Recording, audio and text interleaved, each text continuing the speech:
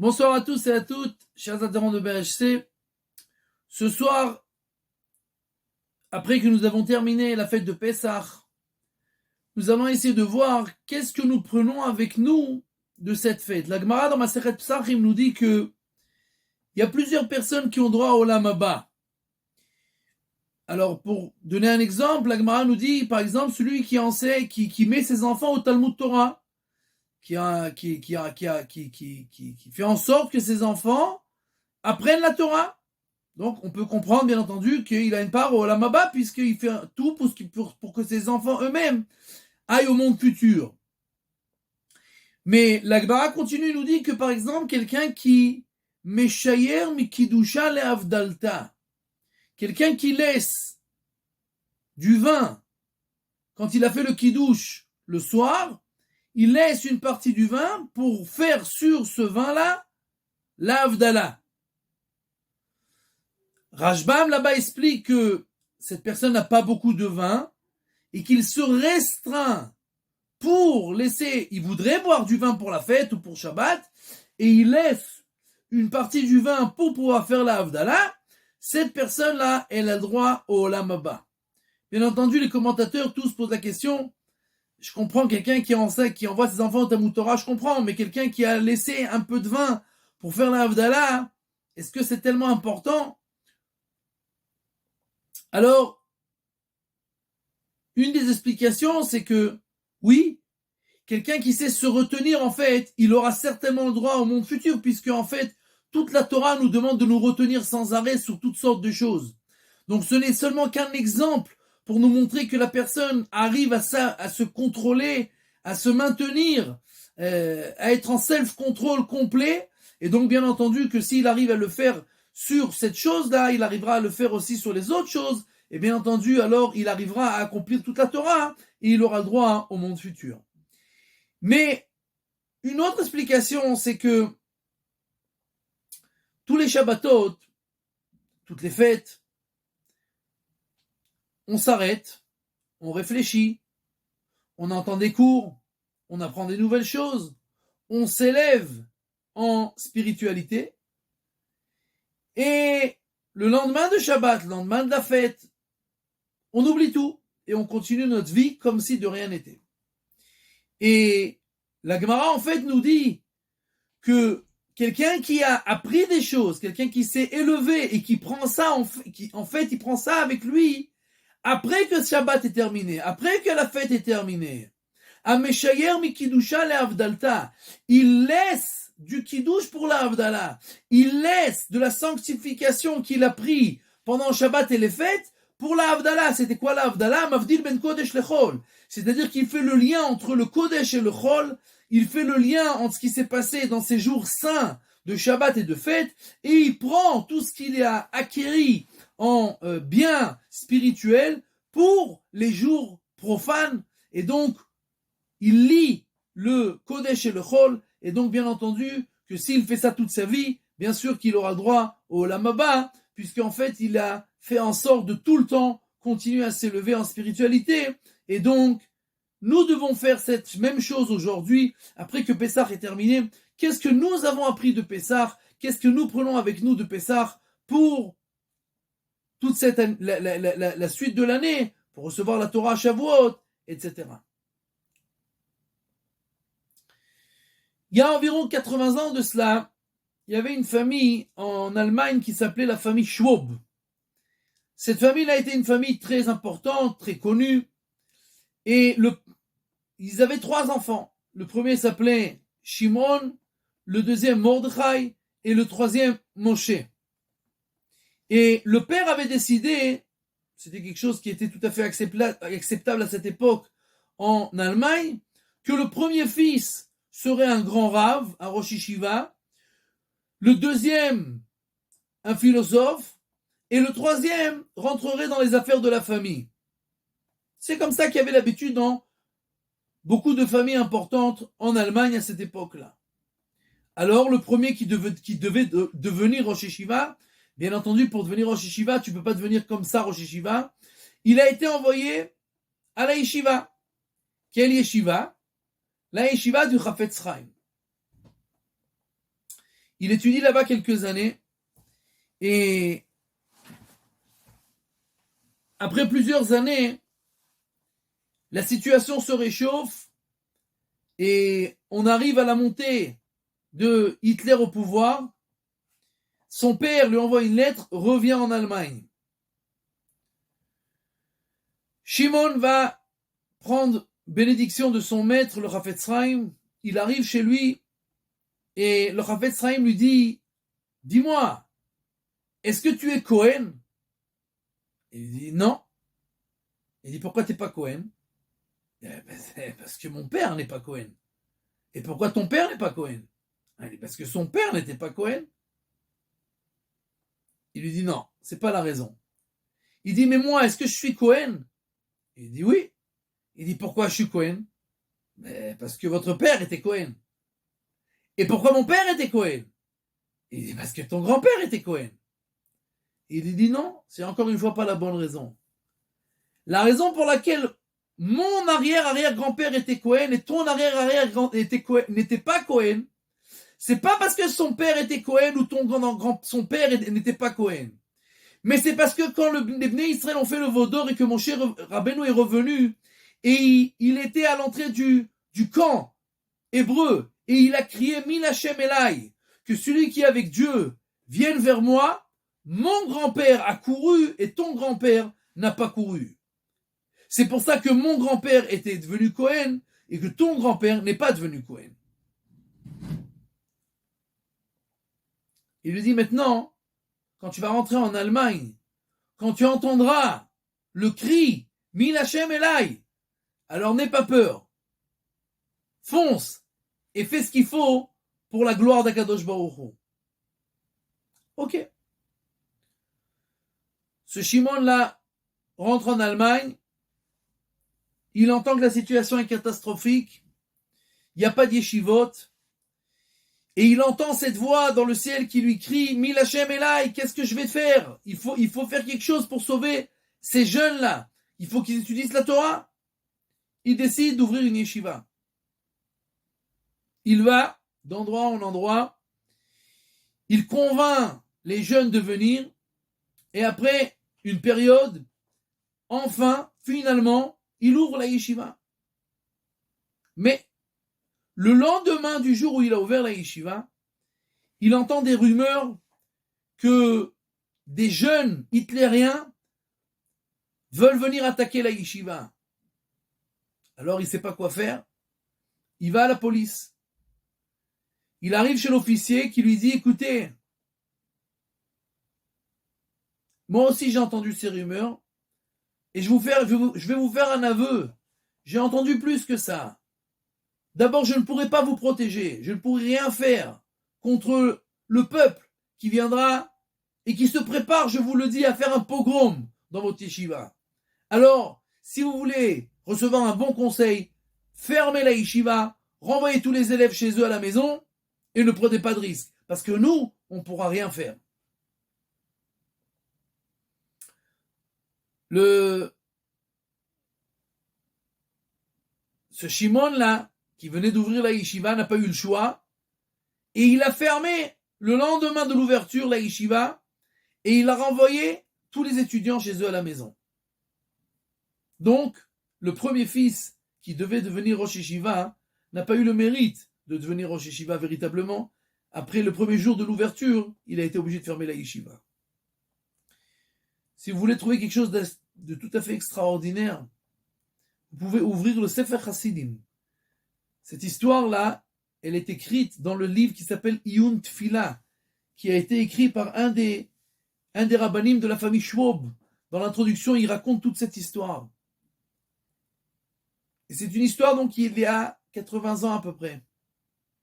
Il y a 700 ans, dans le livre de Rabbi Yehuda Chassid, Sefer Hasidim, vous ouvrez le paragraphe 56 et vous verrez la phrase suivante. Ish mi mishpachat Schwab lo iske legadel yeladim leishiva. Il y a 700 ans, Rabbi Yehuda Chassid écrit que une personnalité de la famille Schwab n'aura pas le mérite d'éduquer des étudiants dans la yeshiva. 700 ans avant, Rabbi Yehuda Hassid écrit que bien que le père de ce Shimon-là avait certaines idées, au final, son fils n'a pas eu le mérite d'être Rosh Yeshiva. Le troisième fils qui devait, lui, Moïshi, qui devait rentrer dans les affaires de la famille, alors, bien entendu, aujourd'hui aussi, il y a plusieurs endroits en France, aux États-Unis, où on fait ça. Avant que l'enfant aille faire des études, où il commence les affaires, on l'envoie à la yeshiva quelques années pour se renforcer, pour renforcer son identité juive, et puis après il revient et il rentre dans les affaires. Le Chafetz Chaim était déjà décédé, on l'envoie chez le Rebbe Hanan Wasserman. Rebbe Hanan Wasserman, qui était l'élève du Chafetz Chaim, qui s'est fait tuer par les nazis en 1942, et cet enfant-là, Moïshi, va là-bas et étudie à Barnovitch chez Rebbe Hanan Wasserman pendant 2 ans. Après 2 ans, son père lui écrit une lettre, écoute, ça y est, ça suffit, 2 ans, tu t'es rempli, tu rentres à la maison maintenant, tu commences les affaires. Le fils demande, donne-moi encore 1 mois. Le mois de Elul. La prochaine année, elle commence le mois de Elul. Le mois de Elul, c'est le mois le plus consistant, le plus fort à la yeshiva. Je vais aller à la yeshiva de Mir. Chez Rabbeinu Yerucham Mir. Les élèves là-bas à l'époque, c'était Rabbi Dov Povarsky, Rabbi Shlomo Wolbe, Gdolei Israël. Il dit, je vais aller là-bas, chez Rabbeinu Yerucham Mir, je fais le mois de Elul et je rentre à la maison. Allez, ça va, prends le mois de Elul. Le mois de Elul était terriblement intense à Mir. Et le summum de ce travail-là spirituel, de ce mois-là, était à Simchat Torah. À Simchat Torah, Rabbeinu Yerucham Mir faisait des rimes sur la Torah. Il chantait, il inventait des rimes sur l'amour de la Torah et l'étude de la Torah. Et les élèves étaient autour de lui en cercle. Et à chaque fois qu'il terminait un rime, tout le monde disait Ashrechem, Ashrechem, Ashrechem Israël. À un moment, Rabbeinu Yerucham de Mir prend le Sefer Torah, le met dans les mains de Moïshi et lui dit chante maintenant. Et il raconte qu'il était tellement en extase qu'il a pris le Sefer Torah et il a juré sur le nom de Dieu qu'il n'abandonnerait pas la yeshiva. Il reste à la yeshiva. Maintenant, tout ça, c'est très très bien. On est en extase, on est fou de joie, on veut étudier. Mais le lendemain, il se réveille. Il a juré, c'est bien. Mais son père, il lui a promis de revenir, et Kiboudorim, etc. Et il ne sait pas quoi faire. Le lendemain, un ami à lui vient le voir et lui dit, écoute, tu me connais, hein? Tu sais que je suis pas quelqu'un qui a des visions ou qui est pas, je suis pas un mec mystique. Tu me connais, n'est-ce pas? Il dit oui, qu'est-ce qui t'arrive? Il dit écoute, avant-hier, j'ai rêvé de quelqu'un qui est venu me voir et qui m'a dit de venir te dire à toi, Moïshi Shwob, Mashiv Aruach ou Morid Ageshem, de faire monter la spiritualité et d'abandonner la matérialité. Mashiv Aruach, Morid Ageshem. Moi, je me suis dit, Chalomot Shavedaberu. Je ne vais pas faire attention à n'importe quel rêve. Mais hier soir, cette personne est venue, il m'a dit, mais pourquoi tu lui as pas dit à Moshe Shwob? Alors voilà, maintenant je te l'ai dit, débrouille-toi. Moi, j'ai fait ma mission. Moïse lui dit, écoute, si je te montre une photo de cette personne, tu pourras me dire qui c'est? Il lui dit, oui, écoute, il m'a tellement traumatisé que je ne veux pas l'oublier très, très vite. Il ouvre un album de photos, il commence à lui montrer toutes les photos de sa famille. Et alors, à un moment, il lui dit, voilà, c'est celui-là. Il y avait une personne âgée là-bas, c'était en fait le grand-père de Moïse. Il lui dit, c'est lui qui est venu me voir 2 fois et qui m'a dit. Moïse écrit à son père, et il écoute toute l'histoire, il écoute, voilà, j'ai juré, et mon ami il a rêvé, et mon grand-père il est venu, et tatatata. Il écrit tout, il lui dit, écoute maintenant, papa, c'est toi qui décides. Ce que tu me dis de faire, je fais. Son père lui dit, écoute, Im chashka nafshecha baTorah, si tu veux continuer à étudier la Torah, allez, continue, et cette personne-là, Moïse Shouab, est devenu le Mashgiach de Gateshead en Angleterre. Et pendant des années, c'est lui en fait qui était le phare lumineux de toute l'Europe. Et cette personne, en fait, ce fils-là qui devait faire des affaires et aider son père dans les affaires, au final, c'est lui qui est devenu une sommité rabbinique. Qu'est-ce que nous voyons de cela? Que nous pouvons faire beaucoup de projets, de rêves, mais au final, c'est Dieu qui dirige le monde. Nous devons faire des projets. Nous devons commencer des processus. Mais il faut savoir qu'au final, c'est pas nous qui décidons. Nous n'avons pas la possibilité de tout gérer dans ce monde-là. Nous n'avons pas la possibilité de faire en sorte que tout ce que je veux ou je pense ou je crois va se réaliser. Et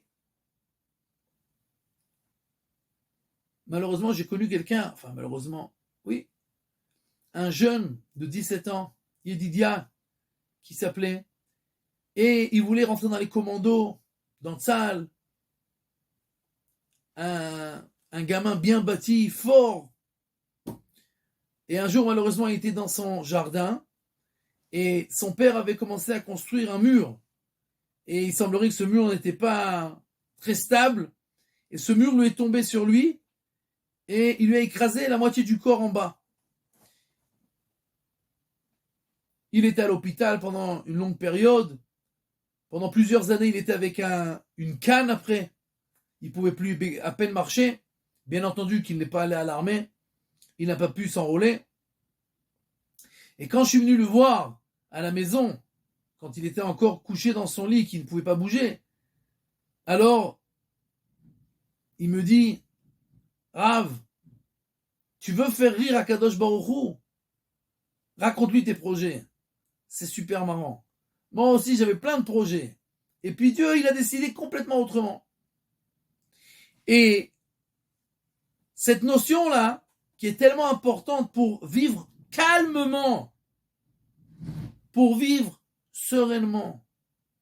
Parce que nous faisons des projets, nous commençons des processus, mais nous devons rester calmes et sereins en sachant que ça va peut-être pas toujours être comme on veut, ça va peut-être pas arriver où nous voudrions que cela arrive, puisque tout n'est pas entre nos mains, et tout est entre les mains de Dieu. Il y a une Mishnah dans la Haggadah de Pessah, une Mishnah dans Masechet Brachot qui apparaît dans la Haggadah de Pessah. Amar Rabbi Elazar ben Azaria, Areani keven shivim shana. Je ressemble à une personne qui a 70 ans, dit Rabbi Elazar ben Azaria, et j'aurais voulu que tout le monde rappelle la sortie d'Égypte tous les soirs, pas seulement pendant la journée, mais aussi pendant les nuits. Mais personne ne m'a écouté. Jusqu'à que Benzoma est venu, un rave qui s'appelait Benzoma, et il est venu, et lui, il a expliqué le verset où il y a écrit Kol Yemei Chayecha. Yemei Chayecha, c'est les jours où nous devons rappeler la sortie d'Égypte. Kol Yemei Chayecha, tous les jours. C'est pour rajouter aussi les nuits, et donc même dans toutes les nuits, nous devons rappeler la sortie d'Égypte. Qu'est-ce que la Mishnah, cette Mishnah, qu'est-ce qu'elle fait dans la Haggadah de Pessah? La Haggadah de Pessah, c'est exactement l'inverse de cette Mishnah, puisque cette Mishnah nous raconte l'obligation de rappeler tous les soirs de l'année la sortie d'Égypte. Dans la Haggadah, on ne rappelle pas la sortie d'Égypte qui s'est passée avec nos ancêtres. Mais, nous devons vivre la sortie d'Égypte chaque année de nouveau. Pas seulement se rappeler. Se rappeler, c'est toute l'année. C'est tous les soirs de l'année. Mais le soir du Seder, on ne se rappelle pas. On doit vivre ça. Ça, c'est un. Deuxièmement, pourquoi Rabbi Elazar ben Azara nous fait des introductions si longues? Une autobiographie. J'avais seulement 18 ans. J'avais l'air de quelqu'un de 70 ans. Personne n'a voulu m'écouter. Oh, dis-nous la halakha. Et c'est tout. Qu'est-ce qu'on a besoin d'avoir toute cette introduction historique?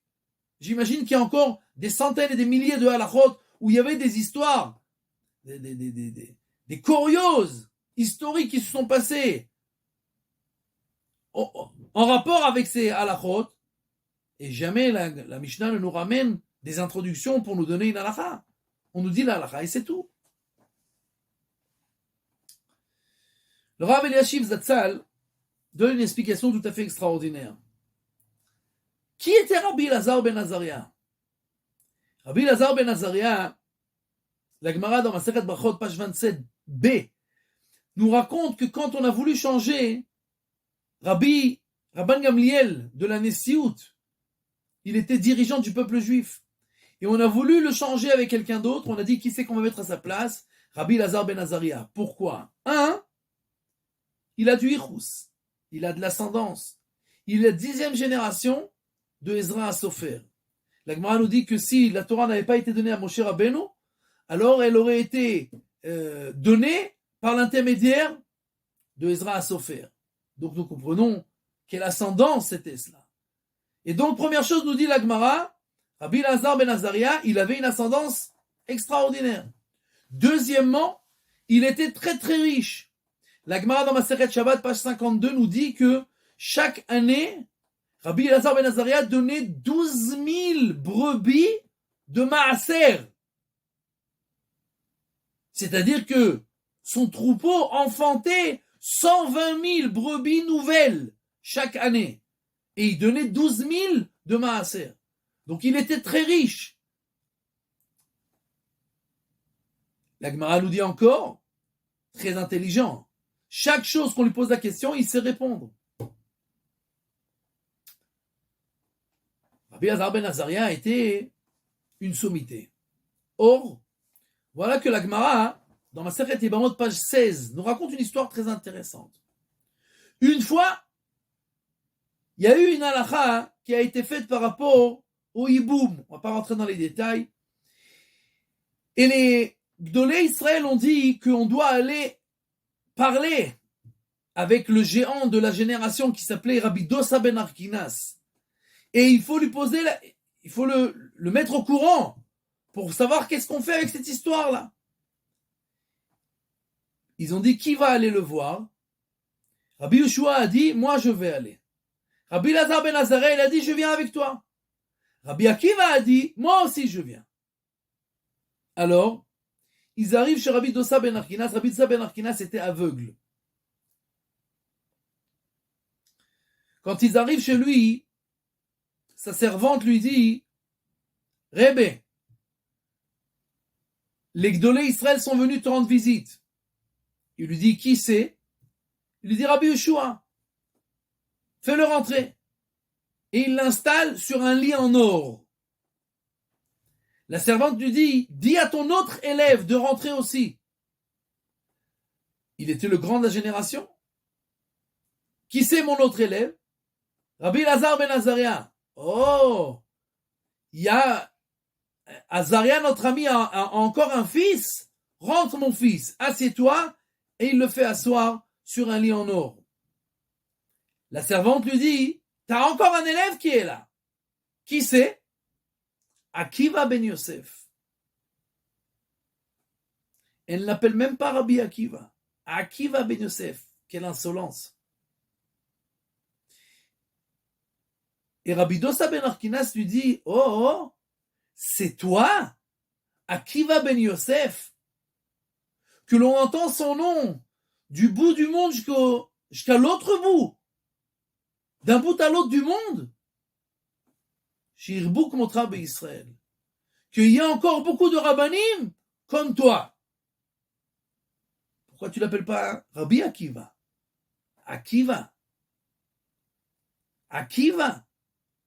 Deuxièmement, Rabbi Lazar ben Azaria, c'était aussi un bon garçon. On vient d'expliquer à quel point il était un géant dans tous les points de vue.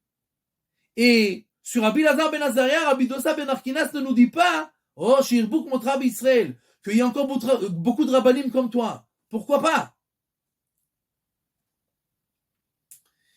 Il y a beaucoup de gens qui pensent que Reb Chaim Kanievski était un géant parce que son père était un géant, c'était le Stipler.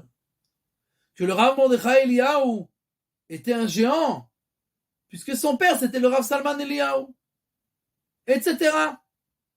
Chacun pense de cette manière-là.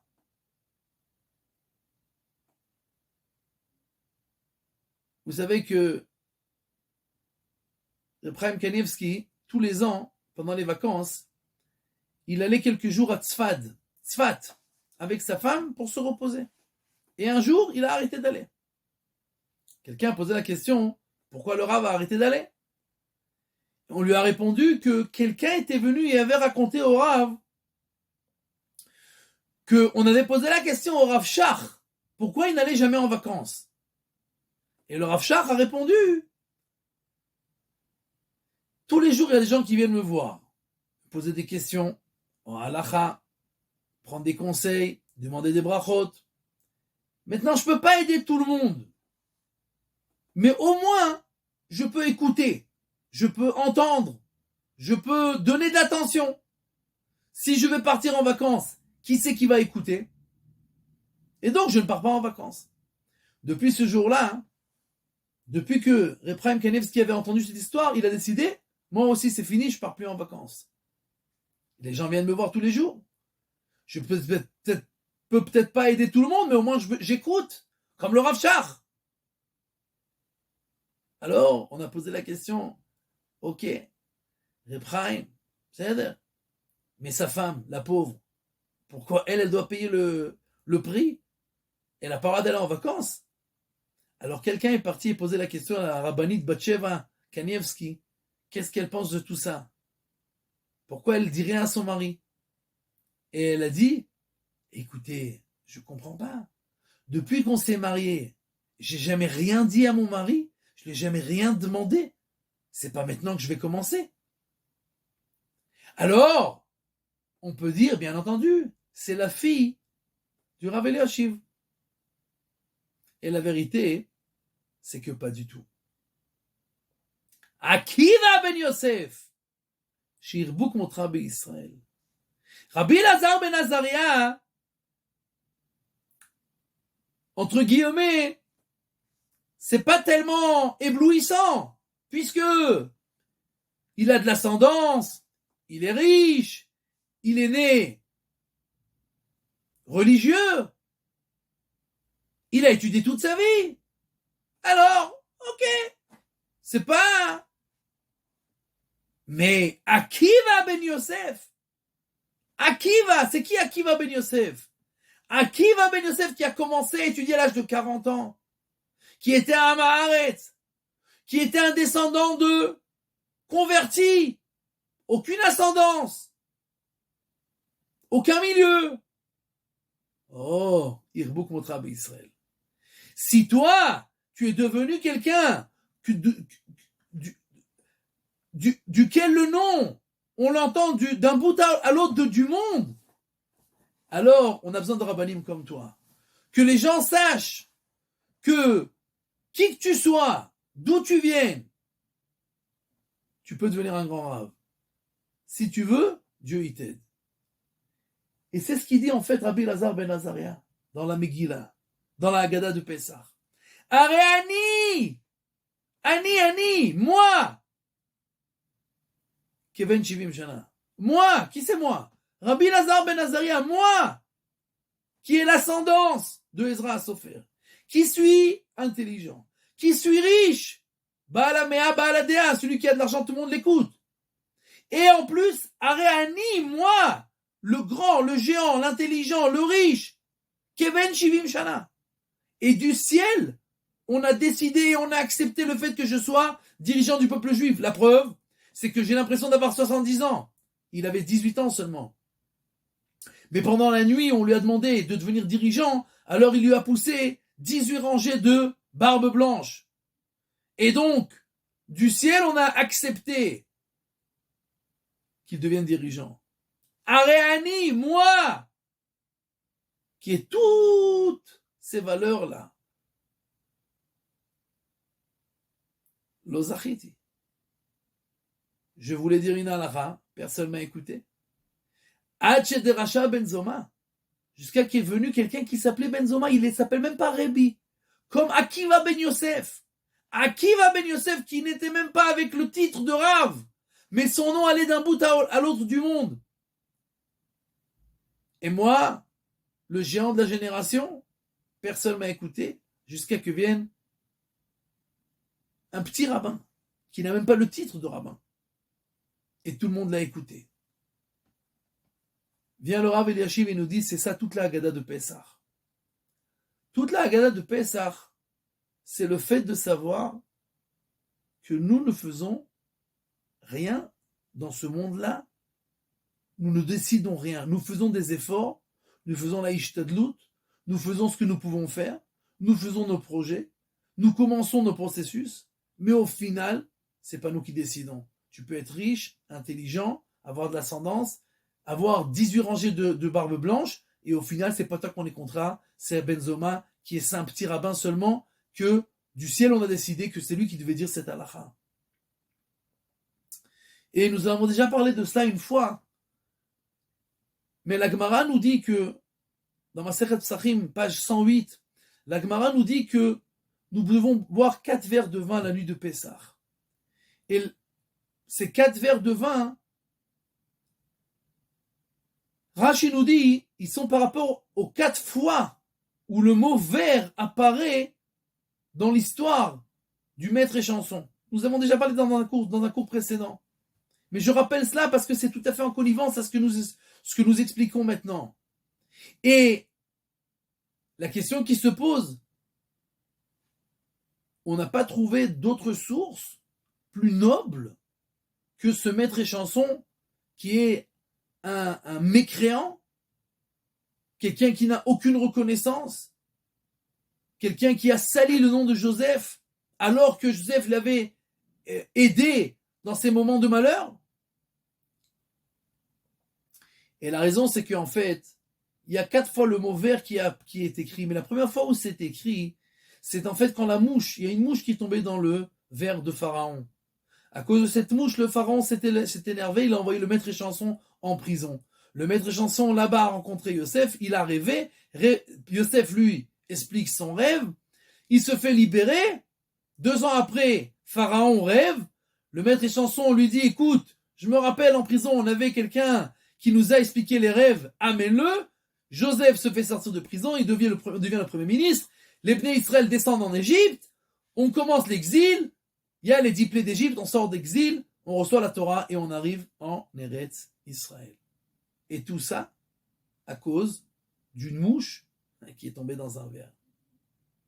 C'est-à-dire que tu peux faire tous les projets que tu veux. Dieu, avec une mouche, il fait tourner le monde entier. Une mouche que tu ne peux même pas avoir sa connaissance, où elle est tombée, pourquoi elle est tombée, qu'est-ce que ça va engendrer, tu ne sais rien. Toi, tu fais ce que tu as à faire, mais au final, rappelle-toi que c'est Dieu qui dirige tout. Et donc, nous devons sortir avec cette émouna très puissante et très forte après Pessah, de vivre sereinement, d'avoir la émouna, de savoir que nous vivons, nous faisons la Ishtadlut, mais au-delà de cela, nous ne pouvons rien faire, nous ne pouvons rien décider. La seule chose dont nous avons besoin, c'est la émouna. Dans le camp de Bergen-Belsen, il y avait un des Admorim qui ne ressemblait bien entendu pas à un Admour pendant la guerre, dans le camp, il s'appelait le Admour de Blojov. Je crois qu'il s'appelait Menachem Mendel Shapira. Et un jour, à la fête de Pessah, il a réussi à faire quelques matzot. Ne me posez pas la question comment il l'a fait, il y a des histoires terribles dans les camps, et il y avait une Messirut Nefesh extraordinaire, où des gens arrivaient à se donner corps et âme pour faire des mitzvot. Et donc il a réussi à faire quelques matzot, et il a dit à tous ceux qui étaient dans le bloc, ce soir, Leila Seder. Bien entendu, ils connaissaient la Haggadah par cœur. Ils ont commencé à faire le Seder et le Rebbe qui dit la Haggadah et qui raconte à un moment, un officier SS rentre dans le bloc, le bâtiment, et il voit tout le monde autour du Rebbe. Enfin, il voyait pas qui c'est qui était au milieu, mais il a vu tout le monde autour des matzot. Il s'est excité. Il a dit, qui c'est qui a fait ça? Tout le monde instinctivement se retourne avec le doigt. C'est lui. C'est le Rebbe. C'est pas nous. C'est pas nous, c'est lui.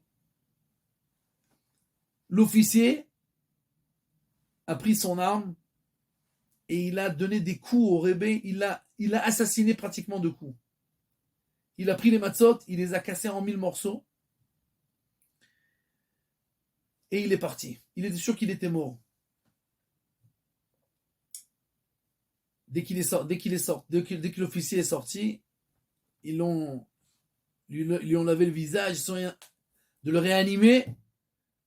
Après un certain temps, il revient à lui et il dit, on continue le seder. Ils avaient réussi à ramasser des matzot qui avaient été cassés, à peu près un kazaït de matzah. Bien entendu, c'était clair pour tout le monde que celui qui allait manger le kazaït de matzah, c'est le Rebbe, qui s'est donné, qui s'est fait frapper, qui a préparé, qui s'est fait dénoncer, qui a pris des coups. C'est bien entendu lui qui va manger le kazaït matzah.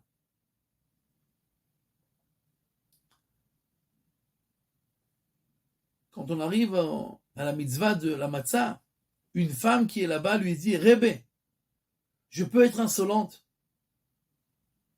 Ravod. Nous, c'est pas sûr que nous allons terminer la guerre.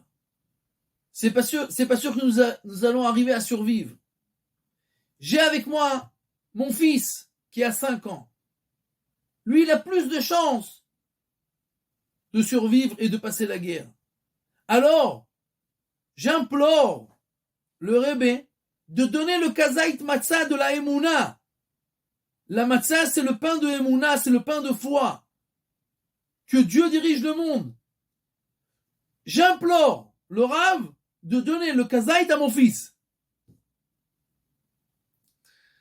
Le Rebbe n'a pas pu supporter car comme ça, devant cette femme-là qui l'implore, et il donne le kazaït au fils. La guerre se termine. Le Rebbe de Blojov a survécu à la guerre. Il arrive aux États-Unis, il ouvre un bâtiment Chassidut Blojov et un jour, cette femme-là, elle aussi, elle était rescapée, elle aussi était arrivée aux États-Unis. Elle avait déjà bien entendu complètement oublié le Rebbe. Le Rebbe, bien entendu, ne ressemblait pas du tout aux prisonniers qui étaient dans les camps. Et elle voit un jour un bâtiment avec écrit dessus Chassidut Blojov. Alors elle tape à la porte. Le gabaï ouvre et lui dit, qu'est-ce que tu veux? Il dit, je veux parler au Rav. Il dit, le Rav ne reçoit pas aujourd'hui, reviens dans 2 jours. Et il dit, mais je veux lui parler, c'est très important. Il ne reçoit pas maintenant. Elle commence à pleurer. Le Rav avait son bureau juste au-dessus, avec la fenêtre. Il sort la tête de la fenêtre et dit, qu'est-ce qui se passe? Il dit, il y a une femme qui veut vous voir, Rebbe. Fais-la monter.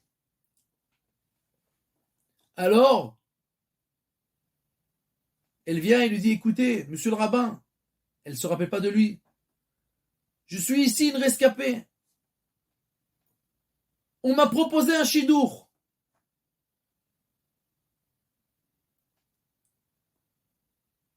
Ploni Almoni. Elle lui dit le nom. Moi, je connais personne ici. J'ai personne qui peut vérifier pour moi. Est-ce que c'est un bon parti? Est-ce que ça vaut le coup? Alors, je suis venu voir le Rebbe. Vous connaissez beaucoup de gens. Peut-être vous connaissez cette personne-là. Qu'est-ce que vous en pensez? Elle dit, moi, je le connais très bien. C'est un bon parti, tu peux y aller. Oh, merci. Rebbe, vous m'avez calmé. Le lendemain, elle arrive à la rencontre et elle voit le Rebbe qui arrive. Alors elle dit, mais Rav, c'est pas à peine de vous déranger, ça suffit, vous m'avez dit que c'était un bon garçon, j'accepte, il n'y a pas de problème. Et il lui dit, comment il s'appelle ton chidour? Il lui dit, Menachem Mendel Shapira. Et il dit, mais Menachem Mendel Shapira, c'est moi. Donc le Rebbe lui-même, quand il avait vu cette émouna, cette foi inébranlable de cette femme-là, lui-même il avait fait en sorte, quand il avait entendu qu'elle est arrivée aux États-Unis, de faire ce shidduch-là. Et ils se sont mariés. Et j'ai une tante qui m'a dit une fois que quelqu'un qui n'a pas de foi, il n'a pas de réponse à ses questions. Et quelqu'un qui a la foi, il n'a pas de questions. C'est pas qu'il a les réponses, il n'y a pas de questions. Puisque, en fait, nous savons très bien que tu ne peux pas comprendre. Est-ce qu'on peut faire les calculs de Dieu qu'une mouche, il y a des années de cela, ferait en sorte que le peuple juif entier arrive en exil et reçoit la Torah et reçoit Eretz Israël? Qui c'est qui peut faire ces calculs-là? Qui c'est qui peut comprendre ces choses-là?